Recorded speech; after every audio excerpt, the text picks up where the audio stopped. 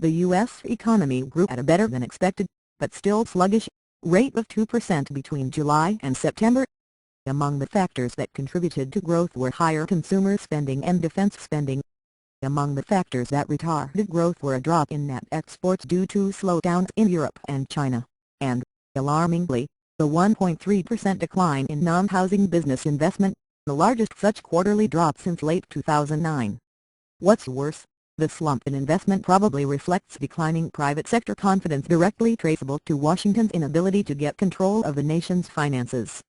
Specifically, businesses are reluctant. Thank you for trying verbose. This recording will go away once the product has been purchased. To put their capital at risk, and Americans back to work, unless Congress and the White House can banish the specter of massive tax increases and spending cuts set to take effect on January 1. You haven't heard too much about this fiscal cliff from the two presidential candidates. President Obama alluded to it in a recent interview with the Des Moines Register's editor and publisher, calling it a forcing mechanism for a broader fiscal compromise like the one outlined by the Simpson-Bowles Commission. But this mention was the exception that proves the rule. Mr. Thank you for trying verbose.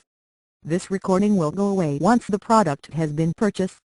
Obama made these remarks in a conversation that was originally off the record, and it was revealed only after the editor complained about those ground rules.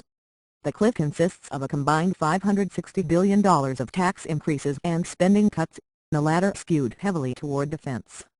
Economists generally believe that this sudden withdrawal of money from the economy would plunge the country back into a recession, though there is disagreement over just how deep that recession might be. The Congressional Budget Office suggests a 4 percentage point drop in gross domestic product. Washington needs to thank you for trying verbose. This recording will go away once the product has been purchased. Come up with a plan, and fast. After all, as both the latest investment numbers and a recent warning by dozens of business leaders suggest, the mere threat of going over the cliff is already hurting the economy and killing jobs. Nothing will be attempted, much less accomplished, until after we know the election results in November. But it's not asking too much for Congress to make significant progress in a lame duck session that will follow, brief though that session may be. Such progress has to combine postponement of the most counterproductive aspects of the cliff. Thank you for trying verbose. This recording will go away once the product has been purchased.